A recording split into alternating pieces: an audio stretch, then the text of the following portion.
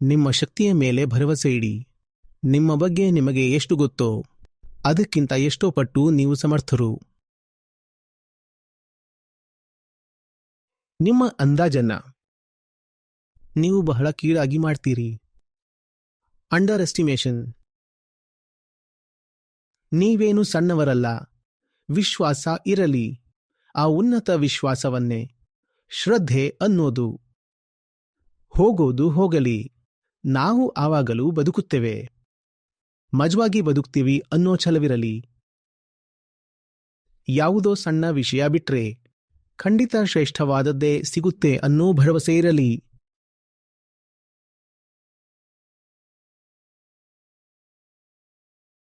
ಅತಿ ಕೆಟ್ಟದ್ದಂದ್ರೆ ಏನಾಗಬಹುದು?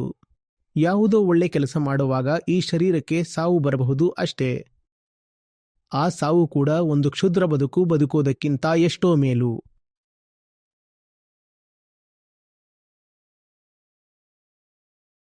ಮತ್ತೆ ಈ ಅಸ್ತಿತ್ವಕ್ಕೆ ನಮ್ಮ ಮೇಲೆ ದ್ವೇಷ ಇದ್ಯಾ? ನಮಗೊಬ್ಬರಿಗೆ ಸಾವು ಬರುತ್ತಾ? ಸಾವು ಬಂದ್ರೆ ಎಲ್ಲರಿಗೂ ಬರಲೇಬೇಕು. ಪ್ರಾಮಾಣಿಕವಾಗಿ ಬದುಕಿ ಅತಿ ಕೆಟ್ಟದ್ದಂದ್ರೆ ನಾನು ಸಾಯಬಹುದು. ಹಾಗಾದ್ರೆ ಈ ಮೋಸಗಾರರೇನು ಅಮರವಾಗಿದ್ದಾರಾ? ಸಾಯೋದಂತೂ ಮೋಸಗಾರರಿಗೂ ಇದೆಯಲ್ವಾ?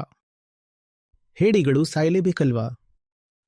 ಅಥವಾ ಹೇಡಿತನ ತೋರಿಸಿ ಯಾರಾದ್ರೂ ಅಮರರಾಗ್ತಾರಾ?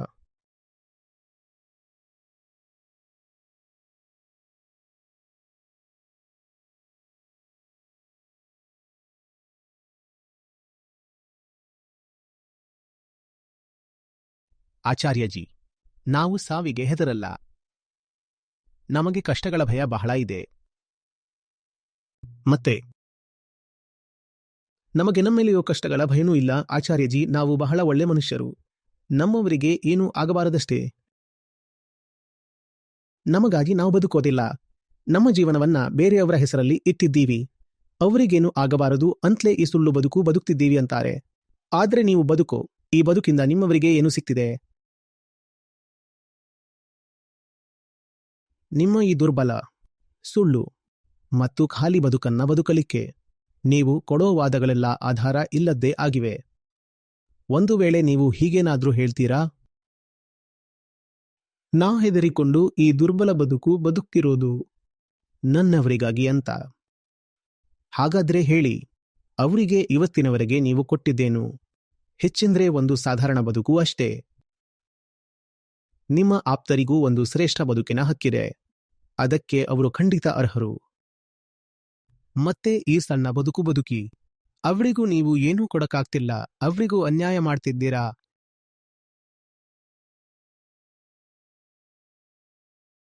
ಯಾವ ವಾದವೂ ನಡೆಯಲ್ಲ. ಅದೆಲ್ಲ ಬರೀ ಭ್ರಮೆ.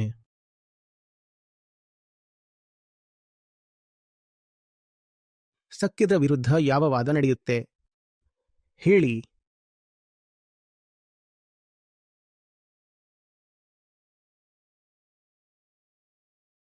ಆದ್ರೆ ಒಂದು ವಿಷಯವನ್ನ ನಾನ್ ಸಾಬೀತ್ ಮಾಡಕ್ಕಾಗಲ್ಲ, ಯಾರೂ ಸಾಬೀತ್ ಮಾಡಕ್ಕಾಗಲ್ಲ. ಅದು ಸುಳ್ಳಿನ ಆಚೆಗೂ ಒಂದು ಬದುಕಿದೆ ಅನ್ನೋದನ್ನ. ಸುಳ್ಳು ಬಿಡಿ ಅಂತ ನಾನು ಪ್ರೇರೇಪಿಸಬಹುದು. ಆದ್ರೆ ಸುಳ್ಳು ಬಿಟ್ಟ ಮೇಲೆ ಅದ್ಭುತವಾದ, ಉನ್ನತವಾದ ಬದುಕಿದೆ ಅನ್ನೋದನ್ನ ಸಾಬೀತು ಮಾಡಕ್ಕಾಗಲ್ಲ. ನೀವು ಗ್ಯಾರಂಟಿ ಕೇಳ್ತೀರಿ. ಹೌದು, ಇದೆಲ್ಲ ಬಿಡ್ತೀನಿ, ಆದ್ರೆ ಆಮೇಲೆ ಒಳ್ಳೇದು ಸಿಗುತ್ತೆ ಅಂತ ಗ್ಯಾರಂಟಿ ಕೊಡಿ ಅಂತೀರಾ. ಅದನ್ನ ಕೊಡೋಕೆ ಸಾಧ್ಯವಿಲ್ಲ. ನಾನು ಕೇವಲ ನಿಮಗೆ ಸ್ಫೂರ್ತಿ ನೀಡಬಹುದು. ಮಾಡಿ ನೋಡಿ, ಖಂಡಿತ ಆಗುತ್ತೆ. ಮತ್ತೆ ನೀವೇನೂ ಮೊದಲಿಗರಲ್ಲ. ಮಾನವ ಕುಲದಲ್ಲಿ ನೀವೇನೂ ಹೊಸದಾಗಿ ನಿಂತು ನನ್ ಎಲ್ಲ ಸುಳ್ಳನ್ನ ಮತ್ತೆ ಈ ಕಸವನ್ನ ಸುಡ್ತೀನಿ. ಮೊದಲು ಯಾರೂ ಮಾಡಿಲ್ಲ ಅಂದುಕೊಳ್ಳಬೇಡಿ. ಸಾವಿರಾರು ಜನ ಇದನ್ನು ಮಾಡಿದ್ದಾರೆ. ಅವರೇ ನಿಜವಾಗಿ ಬದುಕಿದ್ದಾರೆ. ಅವರಿಂದಲೇ ಇವತ್ತು ಮಾನವೀಯತೆ ಉಳಿದಿರೋದು. ನೀವು ಮೊದಲಿನವರಲ್ಲ. ಸತ್ಯದ ಹಾದಿಯಲ್ಲಿ ನಿಮಗಿಂತ ಮೊದಲು ಲಕ್ಷಾಂತರ ಜನ ನಡೆದಿದ್ದಾರೆ. ಹಾಗಾಗಿ ಇದನ್ನ ಹೇಳ್ಬೇಡಿ, ನಾವು ಮಾತ್ರವೇ ದೊಡ್ಡವರೇ. ನಾವು ಹೇಗೆ ಮಾಡೋದು? ಯಾರು ಮಾಡಲ್ಲ ಅಂದ್ರೆ ನಿಮಗೆ ಅವರ ಬಗ್ಗೆ ಗೊತ್ತಿಲ್ಲ ಅಷ್ಟೇ. ಯಾಕಂದ್ರೆ ನೀವು ಒಳ್ಳೆ ಸಾಹಿತ್ಯ ಓದೋದಿಲ್ಲ. ನಿಮ್ಮ ಗಲ್ಲಿಯವರನ್ನ, ನಿಮ್ಮ ಸೊಸೈಟಿಯವರನ್ನ ನೋಡಿ, ಇಲ್ಲಿ ಎಲ್ಲರೂ ಸುಳ್ಳುಗಾರರೇ ಅನ್ಕೋತೀಯ. ಆಮೇಲೆ ನಿಮಗೂ ಅದೇ ತರ್ಕ ಕೊಡಲಾಗುತ್ತೆ. ನೀನೇ ಏನೋ ದೊಡ್ಡವನಂತೆ ಇಲ್ಲಿ ಬಂದಬಿಟ್ಟೆ. ನೋಡು, ಚಿಕ್ಕಪ್ಪನ ಮಗಳು ನಾವ್ಹೇಳಿದ ಹಾಗೆ ಮಾಡ್ತಿದ್ದಾಳೆ. ರೀತಕ್ಕನ ಮಗಳು ಕೂಡ ಎಲ್ರೂ ಮಾಡದನ್ನೇ ಮಾಡುತ್ತಿದ್ದಾಳೆ. ನೀವೊಬ್ಬರೇ ಏನು ಹಾರೋ ಹಕ್ಕಿನ? ನೀವು ಹೇಳಿ, ನಾನೊಬ್ಬನೇ ಹಾರೋ ಪಕ್ಷಿಯಲ್ಲ ಅಂತ. ನನಗಿಂತ ಮೊದಲು ಲಕ್ಷಾಂತರ ಜನ ಹೊರಟಿದ್ದಾರೆ. ನಿಮ್ಮ ಅಜ್ಞಾನ ಅಂದ್ರೆ ಒಳ್ಳೆ ಜನರ ಬಗ್ಗೆ ನಿಮ್ಗೆ ಗೊತ್ತಿಲ್ಲ. ಬರೀ ಕೆಟ್ಟವರ ಬಗ್ಗೆ ಅರಿವಿರೋದ್ರಿಂದ ನಿಮಗೂ ಎಲ್ಲರೂ ಕೆಟ್ಟವರೇ ಅನ್ಸುತ್ತೆ. ನಮಗೆ ಗೊತ್ತಿರೋ ಆ 100, 200 ಇಲ್ಲ 1000 ಜನರು ಎಲ್ಲರೂ ಒಂದೇ ರೀತಿ ಇದ್ರೆ ನನಗೇನನ್ಸುತ್ತೆ? ಇಡೀ ಪ್ರಪಂಚ ಹೀಗೆ ಇದೆ ಅಂತ ಅಲ್ವಾ? ಅದಕ್ಕೆ ಶ್ರೇಷ್ಠ ಸಾಹಿತ್ಯ ಓದಬೇಕು, ಶ್ರೇಷ್ಠ ಸಹವಾಸ ಇರಬೇಕು. ಆಗ ನಿಮಗೆ ತಿಳಿಯುತ್ತೆ. ಇದು ಬಹಳ ಜನರಿಗೆ ಆಗಿದೆ. ಎಲ್ಲರಿಗೂ ಹೀಗೆ ಆಗ್ತಿದೆ. ಯಾರು ಸರಿಯಾದ ಬದುಕು ನಡೆಸಲು ಬಯಸ್ತಾರೋ ಅವರು ಗೆಲ್ತಿದ್ದಾರೆ. ಅವರೆಲ್ಲ ಗೆಲ್ತಿದ್ದಾರೆ ಅಂದ ಮೇಲೆ ನಾನು ಕೂಡ ಖಂಡಿತ ಗೆಲ್ತೀನಿ.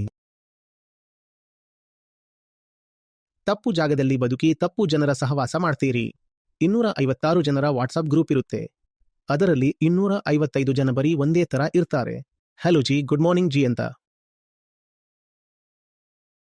ಮತ್ತೆ ಬೆಳಗ್ಗೆ ಎದ್ದ ತಕ್ಷಣ 2 ಹೂವು ಕಳಿಸ್ತಾರೆ. ಇಂತಹ ವಾಟ್ಸಾಪ್ ಗ್ರೂಪ್ಗಳಲ್ಲಿ ಇದ್ರೆ ಅಲ್ಲಿ ಇದನ್ನೇ ಪಡಿತೀರಿ. ಸಹವಾಸಕ್ಕಿಂತ ದೊಡ್ಡದು ಯಾವುದೂ ಇಲ್ಲ. ನಿಮ್ಮ ಸಹವಾಸ ಹೇಗಿರುತ್ತೋ ನೀವು ಹಾಗೆಯೇ ಆಗ್ತೀರಿ.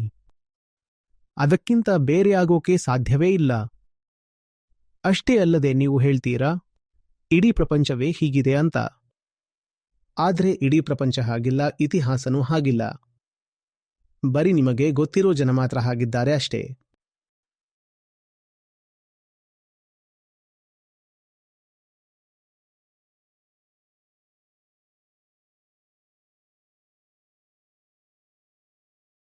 ಹಾಗಾಗಿ ನಿಮ್ಮ ವಾದಗಳನ್ನ ಸ್ವಲ್ಪ ಹತೋಟಿಯಲ್ಲಿಡಿ.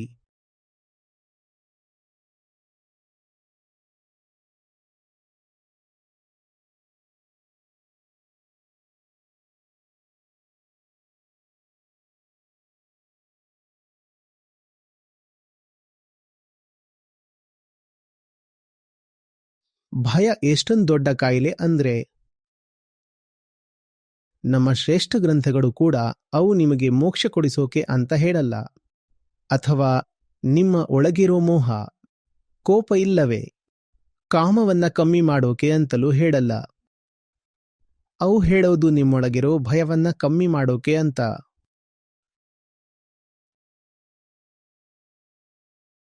ನಮ್ಮ ಮುಖಗಳಲ್ಲಿ ಭಯ ಎದ್ದು ಕಾಣುತ್ತಿರುತ್ತೆ. ಒಮ್ಮೆ ಯಾರೋ ನನ್ನನ್ನ ಕೇಳಿದ್ರು, ಸುಂದರ ಅಂದ್ರೆ ಯಾರು ಅಂತ. ನಾನ್ ಹೇಳ್ದೆ, ಅದಕ್ಕಿರೋದು ಒಂದೇ ಅಳತೆಗೋಲು. ಮುಖದಲ್ಲಿ ಭಯ ಇರಬಾರದು. ಭಯ ನಿಮ್ಮನ್ನ ವಿಕಾರಗೊಳಿಸುತ್ತೆ. ಆಮೇಲೆ ಎಷ್ಟೇ ಮೇಕಪ್ ಮಾಡಿದ್ರೂ ಪ್ರಯೋಜನವಿಲ್ಲ.